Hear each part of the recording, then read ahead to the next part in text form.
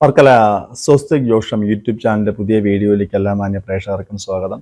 ഈ വീഡിയോ ഞാൻ പറയാൻ ഉദ്ദേശിക്കുന്ന കാര്യം, ചില പ്രത്യേക നക്ഷത്രക്കാർ ഈ ചിങ്ങം മുതൽ 1201 ചിങ്ങമാസം 1 തീയതി മുതൽ 2025 ഓഗസ്റ്റ് 17 മുതൽ വിശേഷമായിട്ട് സർപ്പപൂജ ചെയ്യണം, ആയില്യപൂജ ചെയ്യണം, സർപ്പാരാധന ചെയ്യണം, സർപ്പക്ഷേത്ര ദർശനം നടത്തണം. മഹാക്ഷേത്രങ്ങളായിട്ടുള്ള സർപ്പക്ഷേത്രങ്ങളിൽ ദർശനം നടത്തണം. എന്തുകൊണ്ട്? ചില പ്രത്യേക നക്ഷത്രക്കാർക്ക്, ചില കൂറുകാർക്ക് രാഹുവിൻ്റെ അനിഷ്ടഫലങ്ങളുണ്ട്. അവരുടെ കൂറിലോ അവരുടെ അഷ്ടമരാശിയിലോ ഒക്കെയാണ് രാഹുവിൻ്റെ സ്ഥാനം.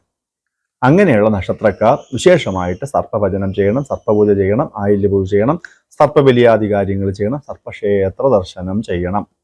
ഏതൊക്കെ നാളുകാരാണ് ഇങ്ങനെയുള്ള കാര്യങ്ങൾ? ഈ ഒരാണ്ട് 1201 ചിങ്ങം മുതലുള്ള ഒരാണ്ട്. ശരിക്ക് 1201 ചിങ്ങം 1 മുതൽ ഏകദേശം 1.5 വർഷത്തോളം 2026 ഡിസംബർ വരെ അവർക്ക് രാഹു പ്രതികൂലമാണ്.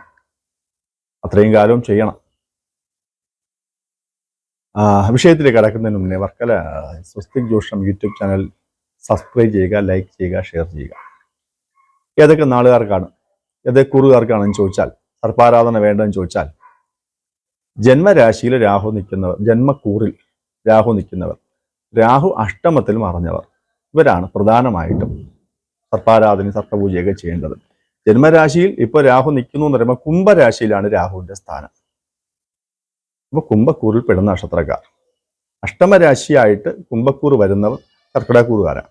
അപ്പോൾ കർക്കിടക കൂറിൽ വരുന്ന നക്ഷത്രക്കാർ ഇവരെല്ലാം തന്നെ സർപ്പപൂജ ചെയ്യണം, സർപ്പാരാധന ചെയ്യണം. അതിൽ തന്നെയും ഏറ്റവും കൂടുതൽ ദോഷം എന്ന് പറയുന്നത് കുംഭക്കൂറുകാർക്കാണ്. അവർക്ക് ഏഴാണ്ട ശനിയുടെ അവസാന ഘട്ടവും കൂടെയാണ്. ജന്മരാശിയിൽ രാഹുവിൻ്റെ നിൽപ്പും കൂടെ ഉണ്ട്. ഇതെല്ലാം തന്നെ അവർക്ക് പ്രതികൂലാവസ്ഥയാണ്. അവർക്ക് ശാരീരികമായ വൈഷമ്യം വരാം, രാഹുവിന് പറഞ്ഞിട്ടുള്ള രോഗദുരിതങ്ങൾ വരാം. നാഡീഞരമ്പുകളുടെ കാരകത്വം രാഹുവിന് പറയുന്നുണ്ട്. അപ്പം നാഡീഞരമ്പുകളുമായി ബന്ധപ്പെട്ടുള്ള ക്ലേശങ്ങൾ വരാം. നെർവസുമായി ബന്ധപ്പെട്ട രോഗങ്ങൾ അനുഭവിക്കാൻ ജന്മരാശിയിൽ രാഹു വരുമ്പം. ഈ പറഞ്ഞിരിക്കുന്ന കുംഭക്കൂറുകാർ ആരൊക്കെയാണ്? കുംഭക്കൂറുകാർ അവിട്ടനാളിന്റെ അവസാന 30 നാഴിക, ചതയം പൂരുട്ടാതിയുടെ 45 നാഴിക, പൂരുട്ടാതി മുക്കാൽ. അവിട്ടം, ചതയം, പൂരുട്ടാതി ഈ നാളിൽ ജനിച്ചവർക്ക് ലഗ്നത്തിൽ, ചന്ദ്രലഗ്നത്തിലെ രാഹുറാണ്. അവർക്ക് നാഡീഞരമ്പുമായി ബന്ധപ്പെട്ടുള്ള രോഗങ്ങൾ വരാം. തീർന്നില്ല. കുംഭരാശിക്ക് പറഞ്ഞ ശരീരഭാഗം ജാനു, നമ്മുടെ കാൽമുട്ടിന് താഴെയുള്ള ശരീരഭാഗത്തും ക്ലേശം വരാൻ, കാലിനെ ബാധിക്കുന്ന രോഗങ്ങളും സൂക്ഷിക്കണം. ശിരോരോഗങ്ങളും പറയാം. ഇതൊക്കെ അനുഭവിക്കാൻ യോഗമുള്ള കാലം. ഏഴാണ്ട ശനിയും കൂടെ അനുഭവിക്കുന്നുണ്ട്. കാലിനെ ബാധിക്കുന്നത് വായുജന്യ രോഗം പ്രത്യേകിച്ച് ഉണ്ടാവാം. കുംഭക്കൂറുകാർ പ്രത്യേകിച്ച് ആയില്യപൂജ മുടങ്ങാതെ ചെയ്യുക. ആയില്യത്തിന്റെ തലേന്നും അന്നും മത്സ്യമാംസാദി ഒഴിവാക്കി സർപ്പക്ഷേത്രങ്ങളിൽ അഭിഷേകം നടത്തി, അർച്ചനയും നടത്തി സർപ്പഭഗവാനെ, സർപ്പങ്ങളെ പ്രാർത്ഥിക്കുക.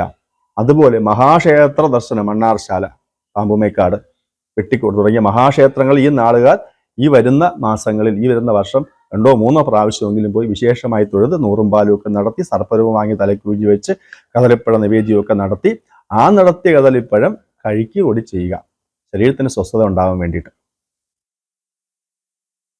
ഇനി അഷ്ടമരാശിയിൽ രാഹു നിൽക്കുന്ന കർക്കിടകൂറുക.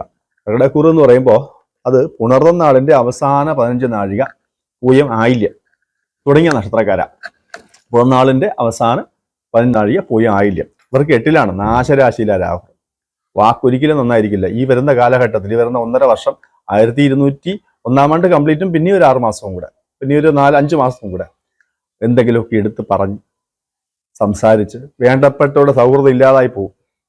ഒരു കാര്യമില്ലാതെ നഷ്ടം വരുന്ന കാര്യങ്ങളിൽ ചെന്ന് ധനം വിനിയോഗിച്ച് അതിൻ്റെ ക്ലേശവും കൂടെ അനുഭവിക്കും. കുടുംബത്തിനകത്തും അനാവശ്യ കാര്യം പറഞ്ഞ് കലഹം ഉണ്ടാവാം. കർക്കിടകൂറ് ജനിച്ച പൂയം, ആയില്യം നാളുകാർ, ഇവർക്കും രാഹു 8ലാണ്. നാശരാശി എന്ന് കുടുംബരാശിയിലോട്ടാണ് നോക്കുന്നത്. അപ്പം കുടുംബവുമായി ബന്ധപ്പെട്ടുള്ള ക്ലേശങ്ങളും അനുഭവിക്കാം. ഇതൊന്നും വരാതിരിക്കാൻ വേണ്ടി ആയില്യം നാളിന്റെ തലേന്ന് വന്നൊക്കെ മത്സ്യമാംസം ഒഴിവാക്കി സർപ്പക്ഷേത്ര ദർശനം നടത്തി, നൂറും പാലും ഒക്കെ തന്നാൽ കഴിയുന്ന രീതി ചെയ്ത് അഭിഷേകവും അർച്ചനയൊക്കെ നടത്തി പ്രസാദം വാങ്ങിക്കഴിച്ച് സ്വസ്ഥമായി ഭഗവാനെ പ്രാർത്ഥിക്കുന്നവർ, സർപ്പങ്ങളെ, ആനന്ദിനെയാണെങ്കിലും വാസുകിയാണെങ്കിലും പ്രാർത്ഥിക്കുന്നത് കൊണ്ട് അത്രയ്ക്ക് ഗുണം ഉണ്ടാകും. അത്രയ്ക്ക് മോശപ്പെട്ട അവസ്ഥയിൽ മാറ്റം ഉണ്ടാവും. സാമ്പത്തികമായ ഗുണം ഉള്ളവരാണ്, സാമ്പത്തികമായിട്ടുള്ള അവസ്ഥ ഭേദപ്പെട്ടവരാണെങ്കിൽ സർപ്പബലി തന്നെ ചെയ്യാം. ഗൃഹത്തിലാണെങ്കിലും ക്ഷേത്രത്തിലാണെങ്കിലും ചെയ്ത് കുടുംബത്തിനും സർപ്പത്തിന്റെ ഗുണങ്ങൾ അനുഭവത്തിനും സർപ്പക്ലേശം മാറുന്ന, സർപ്പശാപം മാറുന്ന ഒരു സർപ്പബലി ഏറ്റവും വിശേഷം നിങ്ങൾക്ക് അത് ചെയ്യാം. അത് ചെയ്യുന്നൊന്നും കുഴപ്പമൊന്നുമില്ല ഈ ഒരാണ്ട്. ഇനി സർപ്പബലി മാത്രമല്ല, ഈ പറഞ്ഞ കൂടുകാർക്കും സർപ്പക്ഷേത്ര ദർശനം ഈ വരുന്ന 1.5 വർഷത്തിനിടയ്ക്ക് ഒരു 3 പ്രാവശ്യമെങ്കിലും, എല്ലാ മാസം പോയാൽ അതിവിശേഷം, സാഹചര്യങ്ങൾ പോലെ 3 പ്രാവശ്യമെങ്കിലും പോയി മഹാസർപ്പക്ഷേത്രങ്ങളിൽ തൊഴുത് ഭഗവാൻ യഥാശക്തി വഴിപാട്, ഞാൻ നേരത്തെ സൂചിപ്പിച്ച വഴിപാടുകൾക്ക് നടത്തി ഭഗവാനെ ആരാധിക്കുന്നതും ദുരിതം മാറാനും ശരീരക്ലേശം മാറാനും ഒക്കെ നല്ലതാണ്. സർപ്പദുരിതം ഉണ്ടായിക്കഴിഞ്ഞാൽ ത്വക്കുരോഗം ഉണ്ടാകും, സൂക്ഷിക്കുക. അഷ്ടമത്തിലൊക്കെ രാഹു ചെല്ലുന്നത് ത്വക്കുരോഗം ഉണ്ടാകും. വിഷ സംബന്ധമായിട്ടുള്ള അസുഖങ്ങൾ ഉണ്ടാവാം, ശരീരത്തിൽ ഇൻഫെക്ഷനോ അല്ലാന്നുണ്ടെങ്കിൽ അലർജിയോ ഒക്കെ ഉണ്ടാവാം. ഇതൊക്കെ വരാതിരിക്കാനും ഈ നക്ഷത്രക്കാർ വിശേഷമായിട്ട് സർപ്പപൂജ നടത്തി സർപ്പത്തെ ആരാധിക്കുന്നത് ഏറ്റവും നല്ലതാണ്. വർക്കല സുസ്ഥി ജ്യോഷ്ണം യൂട്യൂബ് ചാനൽ ഈ വീഡിയോ നിങ്ങൾക്ക് ഇഷ്ടപ്പെട്ട് കാണുമെന്ന് കരുതുന്നു. പുതിയ വീഡിയോകൾ കാണുന്നതിന് വേണ്ടിയിട്ട് ചാനൽ സബ്സ്ക്രൈബ് ചെയ്യുക, ലൈക്ക് ചെയ്യുക, ഷെയർ ചെയ്യുക.